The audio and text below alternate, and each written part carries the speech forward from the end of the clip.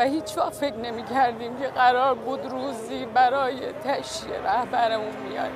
কোটি কোটি মানুষের ভালোবাসা, অগণিত অনুসারীর অশ্রু আর গভীর শোকের আবহে শেষ যাত্রায় বিদায় নিচ্ছেন প্রভাবশালী ধর্মীয় ও রাজনৈতিক নেতা আয়াতুল্লাহ আলী খামেনি। কোথাও কান্না, কোথাও নীরব প্রার্থনা, আবার কোথাও শেষবারের মতো এক নজর দেখার আকুলতা।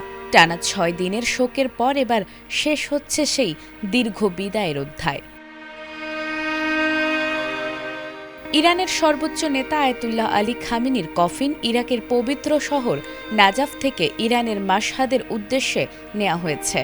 বুধবার নাজাফ ও কারবালায় অনুষ্ঠিত জানাজায় লাখো মানুষ অংশ নেন। শোকাহত মানুষের উপস্থিতিতে পুরো এলাকা পরিণত হয় আবেগঘন এক পরিবেশে। ইরানের সংবাদ সংস্থা মেহের নিউজ এজেন্সির বরাতে আল জাজিরা জানিয়েছে, বৃহস্পতিবার মাশহাদেই তাকে দাফন করা হবে। ইরাক থেকে তার মরদেহ ইরানে ফিরিয়ে এনে মাশহাদে দাফন করার চূড়ান্ত প্রস্তুতি চলছিল।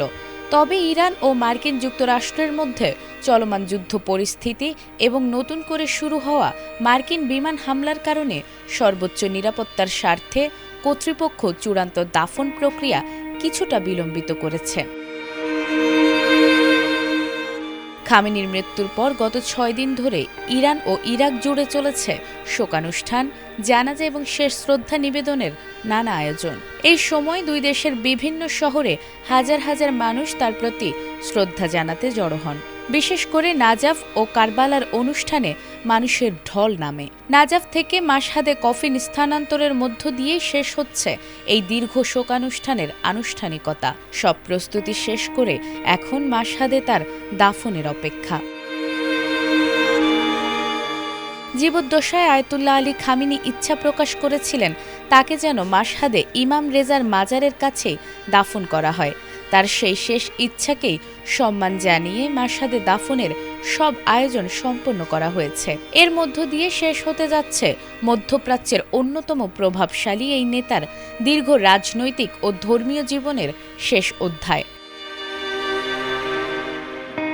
খামেনির বড় ছেলে মাসুদ খামেনি সহ অন্য ৩ ভাই তেহরানে বাবার কফিনের পাশে দাঁড়ালেও মোজতবা খামেনি সম্পূর্ণ অনুপস্থিত ছিলেন। কড়া নিরাপত্তা এবং শারীরিক অসুস্থতার কারণে তিনি বর্তমানে সম্পূর্ণ গোপন স্থানে চিকিৎসাধীন আছেন। ফলে মাশহাদের এই চূড়ান্ত দাফন অনুষ্ঠানেও তার সশরীরে উপস্থিত থাকার সম্ভাবনা নেই বললেই চলে। নাজমুন নাহার জান্নাত, এটিএন বাংলা।